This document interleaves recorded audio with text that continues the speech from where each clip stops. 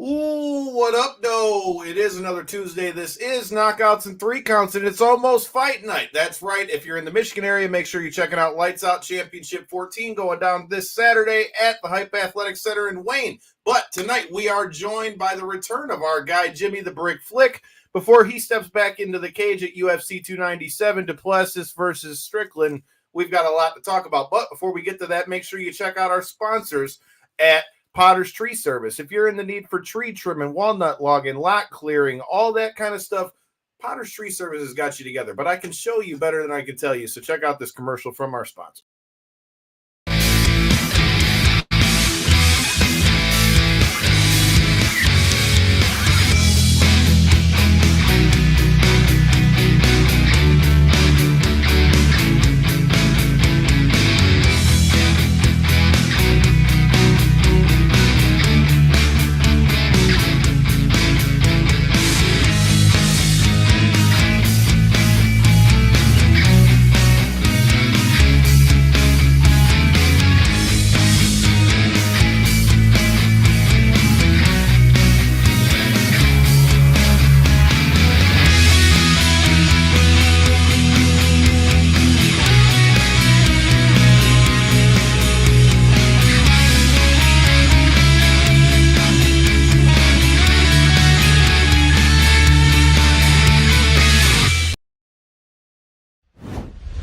This is the Ring of Honor, a.k.a. Shane T, boy, the baddest champion you ever seen, boy. This is Mr.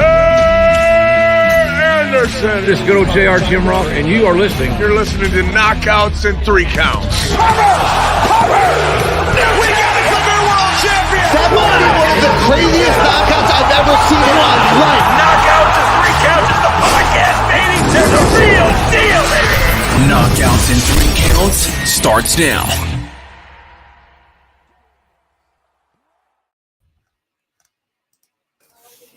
What up, though? Like I said, it is another Tuesday, and without any further ado, that is right. We have the return of our guy, Jimmy the Brick Flick, before he steps back in at UFC 297. Jimmy, how the hell you doing, my man? Hey, doing pretty good, man. Just finished up some training. How's everything been, man? It's been a little bit since we've had you on the show. How you feeling with camp? How was your New Year's? How was Christmas? How's things in the world of the Brit? Hey, man, it's been doing pretty good, man. I started off early with this camp with traveling down to Texas and training with UFC fighter Jonathan Martinez. I spent a week down there training with him in his camp. It was really good. You know, coming off the last fight by losing by leg kicks to go train with one of the guys that's the best at leg kicks at the bantamweight division. It was really good. Give me some good momentum going into this fight. And camp's been great, man. We brought in some wrestlers. I'm back at the wrestling room. I brought in a jiu-jitsu black belt.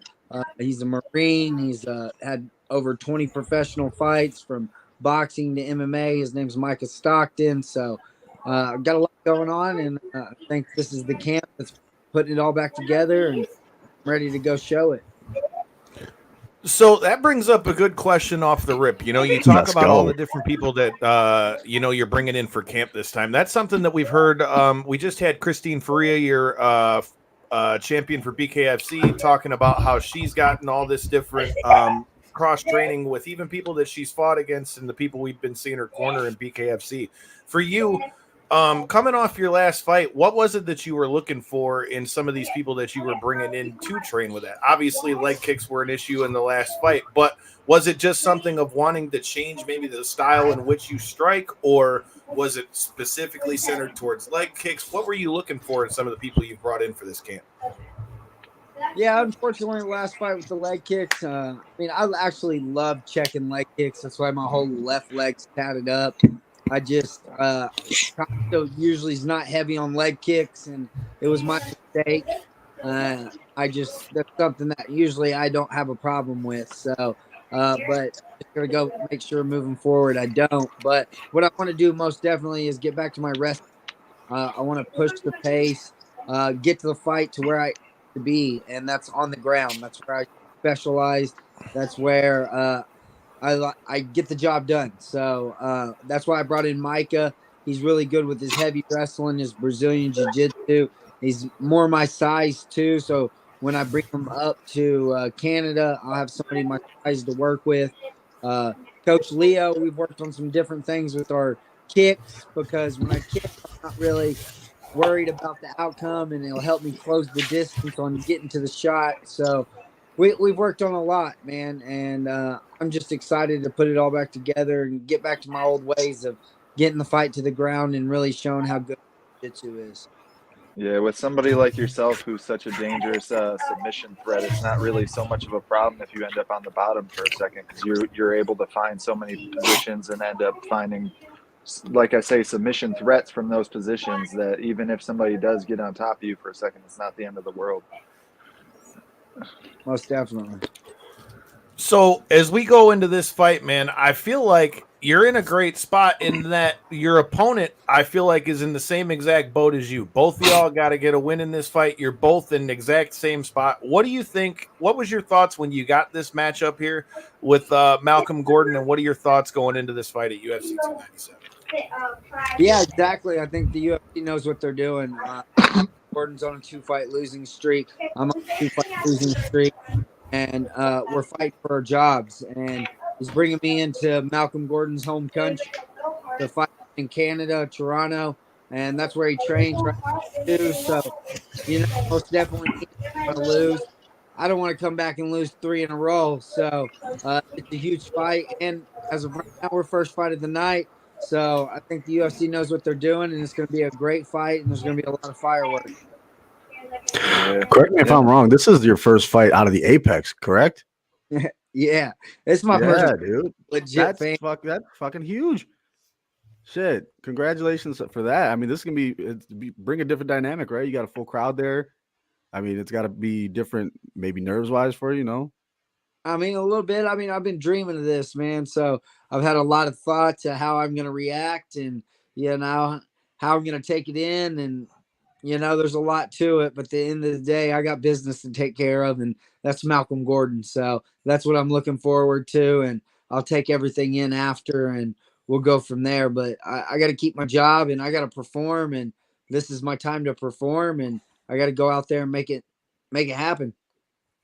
So with that said, on Malcolm Gordon, obviously it's a must win for both of you guys, but how do you feel you match up with Malcolm in this fight? And how do you think that's going to play out in a victory for you? Most likely, hopefully. I feel like my wrestling's a lot more dominant. We're both really good jiu-jitsu guys. I think that I'm going to use my wrestling to get him to the ground, stay heavy on top, and use my jiu-jitsu and get the submission. I think he kind of has the same game plan where he's going to think that he has better wrestling. He's going to take me down and do the same thing. Maybe he wants to stand. I don't know. We both coming off knockout losses, so really can't say on the stand-up. So, I mean, at the end of the day, I want to put the fight where I think I'm going to win it, and that's where Malcolm Gordon on his back. And you can't really have much of a better card for you to come in for, like J-Bone said, with it being your first pay-per-view. I mean, you've got all this hype between Plessis versus Strickland. There's going to be a lot of eyes going on with that one, man. It's only a good place for you to get this win here and get that bounce back. And what better way to do that than on pay-per-view? With that said, as we go into UFC 297 in 2024, we just also talked with Miranda Maverick, who will be fighting on the card after yours at UFC 298 when Volk steps back in with Taporia. With that said, what are your thoughts on the UFC as a whole? I mean, we walk into 2024 in an all-new landscape. We know now that Bellator has been bought up by PFL, and UFC is looking to expand in 2024. I mean, what are your thoughts on the overall MMA landscape as we come into 2024? I mean, there's a lot that can still happen. It's hard to say. I'm just happy I'm part of the UFC, to be honest. I don't want to be part of the PFL or Bellator right now. ONE FC's killing it, over in Japan. I'm just hoping right now with the UFC, I win this fight in Canada. I get the chance to go to Abu Dhabi, Singapore. I mean, different places. I want to travel the world, especially with the UFC. Doing what I love to do. So I feel that we're the best and the biggest, and it's the only. I mean, we're the NFL of MMA. No matter what anybody. Pretty much. and hopefully we just keep getting bigger, pay gets better. And I mean, there's cards all the time. So I'm hoping, kick off 2024 with a win and turn around and get back at it and hopefully get a couple fights this year. Yeah, it seems like they're at least using the Apex less leading into the future now. It seems like the cards there are less frequent, where it was like 3 cards a week or a month, and then they would do the pay-per-view. Now it at least seems like they're incorporating some of the fight nights in, larger cities and stuff like that. So I'm hoping we get that more here in 24 so we can get some of these crowds going again for athletes like yourself, man. Like you said, that was your dream, to compete in front of, the crowds, and here we are in your 4th fight in the organization, and we're finally making it happen. So yeah. In Canada, of all places. Canada. That's a big deal. That's a big deal. First fight of the night in Canada on a pay-per-view. Let's go, man. Versus a Canadian, there's only like 3 or 4 of them on the card. So, I'm excited. Do you feel like you're the villain in this fight since he's the hometown guy, or no? He's the heel. I would have to be. I mean, I'm thinking I got a pretty good fan base. I've had a lot of Canadians reach out to me, get my autograph, get some UFC cards, some merchandise. So it's pretty cool. But I mean, when I walk out, I mean, I'm sure that I'm going to get some boost, but I'm for it. You talked about wanting to fight in other places. Obviously, Canada's out of the country. You mentioned Singapore and Japan and all these.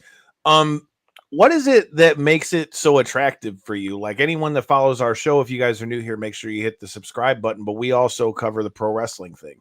And that's one thing that you always hear, whether it's fighters in MMA or in boxing or in pro wrestling. There's just something about being able to compete in another country and the difference in the cultures and things when you go and fight in the customs and all those things. Is there anywhere that sticks out as like a number one that you want to hit? And what is it that intrigues you so much about getting to fight outside the country? Man, just the fact that I never thought I'd be able to leave the country. Love it. I respect the hell out of that. Never even got to leave the state when I was a kid growing up. We were so poor, therefore ever thought I'd have a chance to leave the country. I just never thought I'd have that experience in my life, and to be able to travel and get to do what I love to do and experience it would just be amazing. And I want to go to Fight Island just to see it, to say I experienced it. Here in 20, 30 years, when I have grandkids, I can already tell them that I'm the only person in UFC history to ever hit a flying triangle with no fans, because we had this thing called COVID. So, and they're probably not going to believe Grandpa, and I'm going to have to pull it up and, and prove it all. But I just want to make history and do all kinds of crazy stuff that I never thought I'd be able to do in my life. Yeah, and that's one thing, like you say, that's the type of stuff that you dream about when you become an athlete at that level, and the opportunities are really presented in front of you. Like you say, you just hope that when the big cards get presented, that hopefully they come knocking at your door to try to get you on there. That's all you can really hope for. And now, isn't this your second time around though scheduling a fight? Because weren't you scheduled to fight in October, and then was this the same camp, correct? No, so what happened was I got offered to step up versus Bruno Silva for Cody Dirty. He was supposed to fight Bruno Silva September 23rd, and they offered me to fight it was early September, I believe, and I accepted the fight. And then the next day they said Bruno Silva got hurt, and so then within a couple weeks they offered me Malcolm Gordon. So then I was like, bet. I was trying to get 3 fights in 2023, but to get UFC 297 in Toronto, Canada, versus the hometown guy, I'm like, sign me up. I'll live. Yeah, right. I'll live. You can give me UFC 297 in Canada. I'll take that. We can just go on pay-per-view real quick. It's ironic you say that, because anybody that was following the show this past Thursday, we're going to be on commentary this Saturday for Lights Out Championship 14, and we actually had one of your former opponents on this show, and his opponent just had to back out this past Monday or Tuesday, they announced he tore his meniscus, but Jesse Bazzi, who was on here, is getting ready to fight in the co-main event of that card and had the same thing. So, I mean, like you were saying, man, injuries can be a thing, and the way that can just shake up a card in no time, is something that I feel like everybody's having to talk about. I mean, everybody's been talking about it in the UFC lately with what we're seeing at the heavyweight division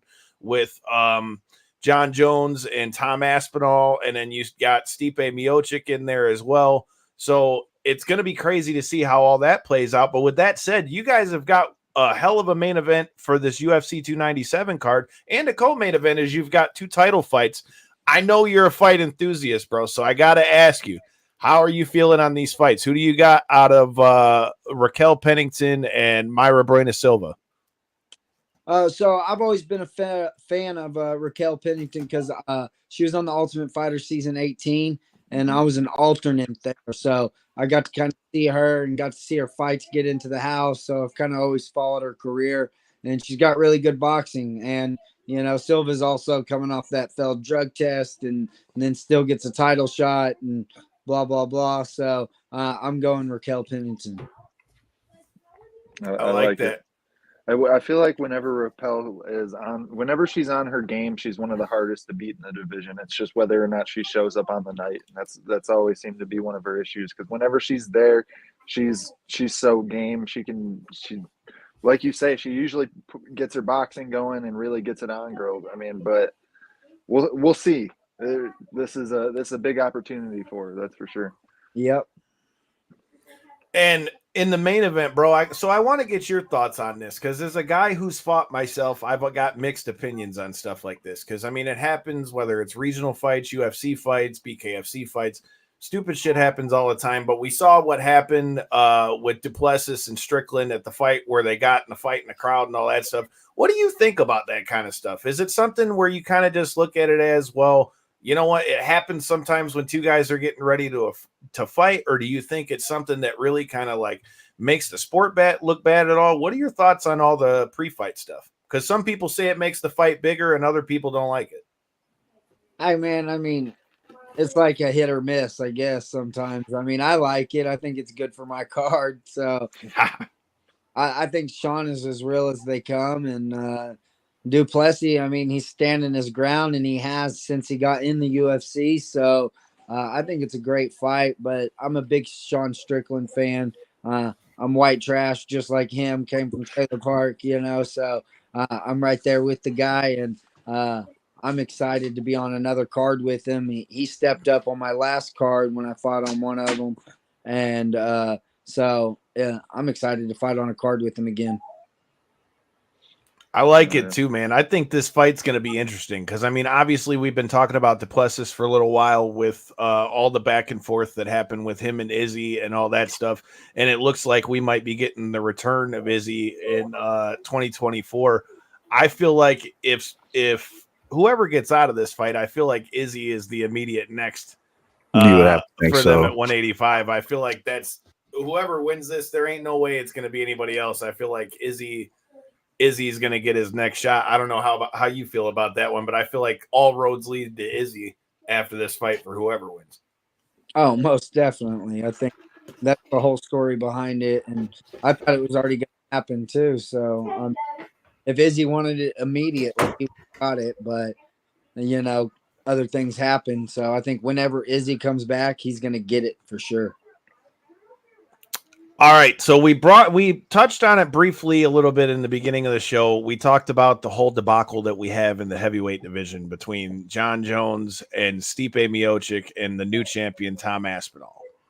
What do you think of the whole situation? How do you think would be the best way to play it out? Because what I was listening earlier today to past guest of the show, Jimmy Smith, and his main point of contention was he was like, if Stipe is ready to be able to fight John Jones, then why can't Stipe be ready to fight Tom Aspinall? So if we gave you the pencil, who's fighting who? What do you think are the fights that need to happen? And if you were Stipe, would you just sit and wait for John Jones? I'm not Stipe, but if I was in that position, it's hard to say, because the reason I think Stipe's doing it is because, like, if he fights John Jones, he beats the GOAT, obviously. And if he fights Tom Aspinall, he's chancing ever fighting the GOAT. So it's a chance. And I mean, if Dana is telling him he's going to get it, and he's already been off this long anyway, what's another year? Because John just had his elbow done too. So I thought it was all a gig for them to end up being the main event for UFC 300. That's what I thought. I did too. I did too. We're wrong. So I'm thinking that's probably going to happen later this year now. So I think Stipe, if I'm him, I'm going to wait. It's a bigger payday. And you got the chance to beat the best in the world. And at the end of the day, that's what we all want to do. And Tom Aspinall, technically, even though he's interim champion, still the third best in the world in the heavyweight division outside of MMA fans. That's the way we see it right now, because even though it was an interim title, it was put up on short notice, and it was because they're trying to make John and Stipe happen. Yeah. I agree with them. That's bigger than a title, I would think, right now, dude. That's a legacy fight for Stipe. Well, and Like I mean, said, and it gets the title, because you got to realize if he fights Tom Aspinall, I mean, look, even though I don't think that John Jones is scared of anybody, I mean, let's be honest, bro. We've seen all the back and forth between Tom Aspinall and John Jones. I mean, I think if you're looking at the two of them between Stipe or Tom Aspinall, I mean, I'm going to be honest with you. If I'm John Jones, I'm one of the biggest Stipe fans you'll find. I've been a fan of his since he got in the UFC, and I've said on this show multiple times that I believe that Stipe has gotten the raw end of the stick in a lot of different ways in his career, when you consider the fact that they still call him the greatest UFC heavyweight of all time. But look how many times he's been passed up for rematches and shit. Because think of it this way. If the John Jones-Stipe fight doesn't ever happen, Stipe is going to be able to retire being the only one to be able to say that he beat Daniel Cormier and Ngannou, and John Jones currently can't say that because Ngannou's not in the UFC.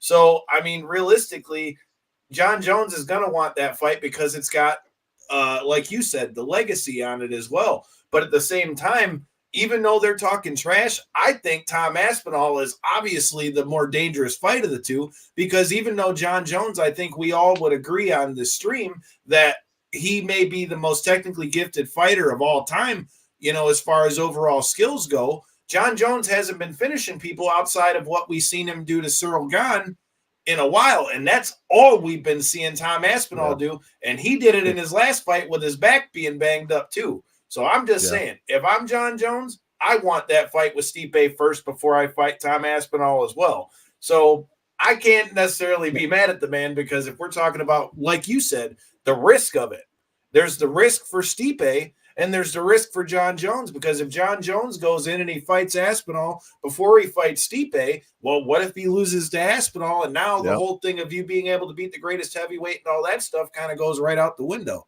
And I don't think it means as much if it's not for the title either. So I mean, let's face it, he's not a spring chicken, dude. He's not a young man anymore. So there's not a lot of fights left, perhaps. So you got to get that legacy fight under your belt while you can, because like you said, it could be a risk of knockout. It could be a freak accident. You can get injured in training, whatever it is. You want that last fight under your belt. And if it's not, what's bigger than a legacy fight, right? Big payday, way to ride out on your shield, man. You want to be the greatest, you got to beat the greatest. And I think right now it's John Jones and Stipe. It's got to happen. Yep. Where are you at, Corey? You think, which one do you want? Do you think every time it gets brought up on the show, because it's been debated now multiple times whether or not Tom Aspinall should step in, and the fact that he keeps kind of like instigating it on Twitter. I understand if you're Tom, it's smart. It keeps his name in the fucking conversation. I get it, but watching Anthony Smith and Michael Bisping's podcast, I like Anthony Smith's take on it a lot. Basically, like, that's what you signed up for when you fought for the interim belt. There was potential that you were going to defend the interim belt because you knew that there was going to be a length of time before the actual main fight was contested. And for you to now try to say, well, I stepped in and I did this and I'm a huge Aspinall fan, but I feel like we got to see, like you guys said, the legacy fight. The fight, I'm a huge fan of Stipe. I want to see if he can end his career on top with a huge victory against somebody like John Jones. I'm also a big fan of John Jones. I want to see if he can continue his reign of dominance against somebody like Stipe, whether he retires then or then goes on to face the likes of a Tom Aspinall.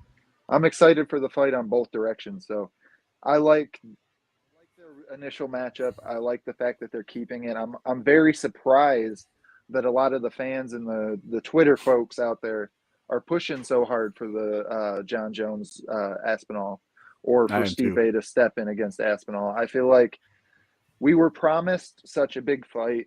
It unfortunately didn't happen due to a pretty significant injury with the calf or the pec getting torn.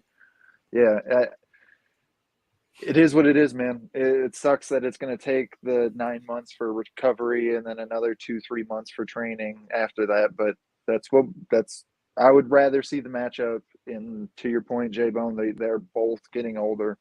If I'm not mistaken, John Jones is just 38 or 39. He's not far behind Stipe. Yeah, Stipe's at 41 and John Jones is at least at around 37, 38. That's man. crazy. So, dude, it seems like yesterday John Jones was fucking knocking dudes out. But think about the game. Here's what'll make you think about it. Think about how long ago that fight was with Matt Hamill. Yeah, where he lost the fight on the DQ because I remember being at a Avenged Sevenfold concert at the Palace, dude. And that same night John Jones beat Ryan Bader. And I was like, what the hell? This guy is blasting through motherfuckers. But yeah. But to your guys' the point, Palace dude, doesn't even exist anymore for those who don't live in Michigan. to back to your guys' point here, though, like it always comes back to wrestling, right? One of my favorite poets once said, to be the man, you got to beat the man. So here we are again, and there's no bigger fight than that. So Aspinall's just going to have to wait, dude. Take the back seat to the legends. Hey, bro, I'm with it. Have him defended against the new class of heavyweights, and then if John Jones does decide to return after that legendary fight, then have him fight whoever the new face of the the new face of the heavyweight division is at that point. Which I have a feeling it'll still be Tom Aspinall, but I do too. I think Aspinall's next up. I've been saying that for a while. As far as heavyweights go, because of how I've learned my lesson against picking against Tom Aspinall. Let's just say that. I feel like you've told me this the last 3 fights, and I've told you, bro, don't bet against this fucking guy. And every time. What impresses me the most, not to interrupt Kyle, but what impresses me the most with him is he's been training jiu-jitsu his whole life. His father's a jiu-jitsu coach. That's literally what his whole background is. But then when you watch him in there, he's so slick on his feet and he's just knocking everybody out with his quickness at heavyweight. So it's like you have that type of speed, you have that type of knockout power, and your background is jiu-jitsu. I mean, all right. Like that's a pretty solid background, especially at heavyweight with that type of speed, man. That's hard to count. There's a reason he's where he's at. That's for sure. Yeah. Well, the last fight I wanted to ask you about, because we just had one half of this fight, or at least the proposed fight, on this show. We just had Michael Chandler join us a couple weeks ago.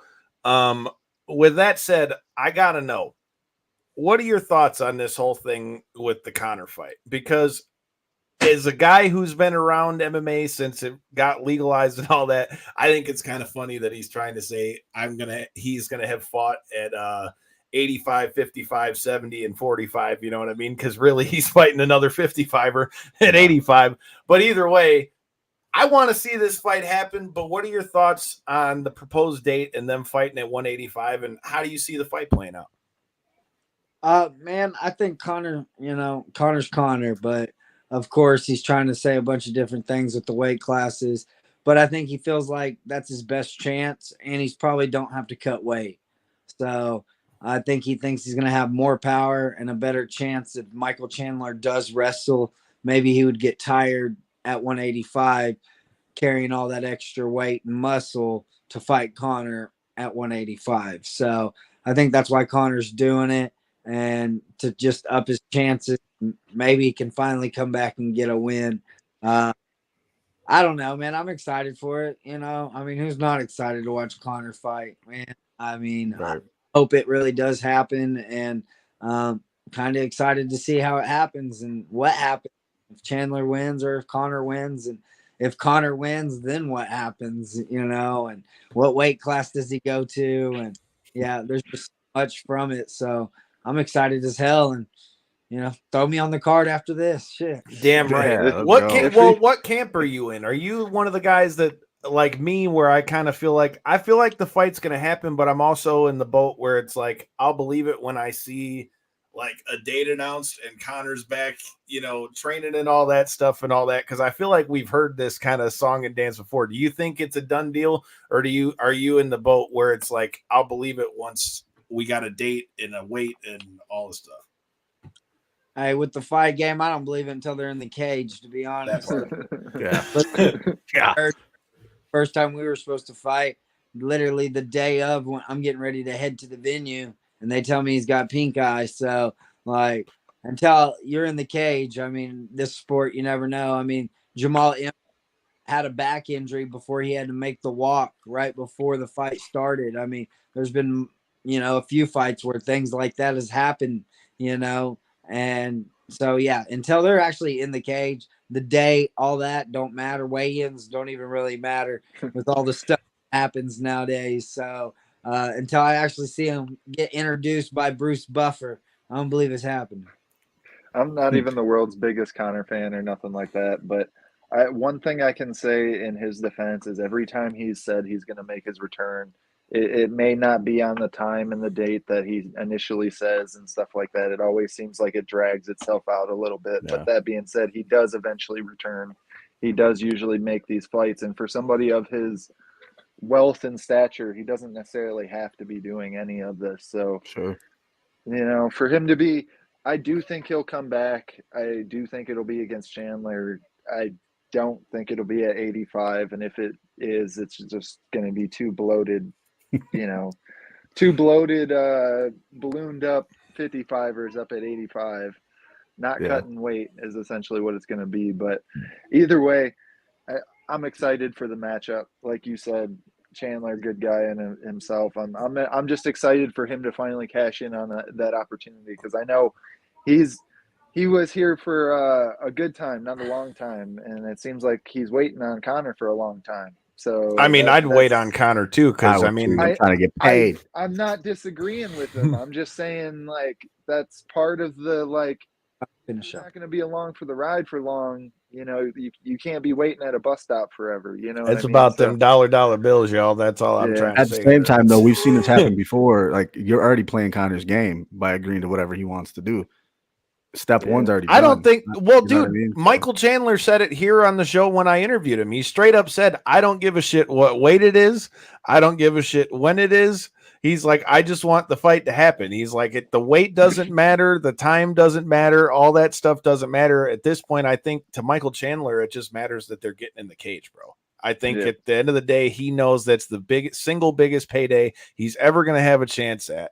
Or at least this late in his career. I mean, I would figure that would be a safe bet. So, I mean, this is one of the situations I'm usually like a sit and wait thing is kind of a little dangerous with Dana. But in this situation, bro, I'd be waiting my ass off for Conor McGregor on this one. I'm just saying, I'm trying to get paid. But Jimmy, we've kept you for a while, man. If you've got any last words to let anybody know about your fight with Malcolm Gordon, let them know where they can check it, how you're feeling, and what we can expect come UFC 297. Yeah, man. I mean, follow me on all social medias at The Brick MMA on Instagram, at Jimmy the Brick Flick on Facebook, my fan page on Twitter, or what they call it, X, at Jimmy Flick, on TikTok at The Brick MMA. UFC 297, we're kicking off the show. I'm sure it's on Fight Pass. It's on ESPN Plus. I just want to give a shout out to all my sponsors for the support. All my training partners, my gym, everybody that's been there for me, everybody that likes my post, sharing my post. The people that hate me, I don't care. But shout out to Harvest Health Dispensary, Tulsa Sport Acupuncture, Minuteman Plumbing of Tulsa, International Crematory Service, Industrial Motor Services, Broadway Barbershop, The Parlor Hair and Ink, Inkwell Printing, HKA USA, Forza Combat Sports and Broken Arrow, my lawyer, Palmer Law, GG2 Sports and Card Show, MAJ Mafia with Rich Fairbanks, my sponsor. I lost a few of them, but Pistols and Outdoor Living, Micah Stockton, Stockton, my insurance broker, and all my other sponsors that support me. Everybody, I really appreciate you. And I can't wait. Just tune in, UFC 297. I'm going to kick the show off with a bang. Hell yeah, you heard it here first. Make sure you hit that subscribe button. We got some heat coming to you this Thursday. And like I said, if you're in the Michigan area and are looking to see some scraps, make sure you come out. Lights Out Championship 14 going down this Saturday. Hype Athletic Center, Wayne, Michigan. They're giving me a microphone, so you never know what's going to come out of my mouth. In the meantime and in between time, make sure you hit that subscribe button. Peace. Later.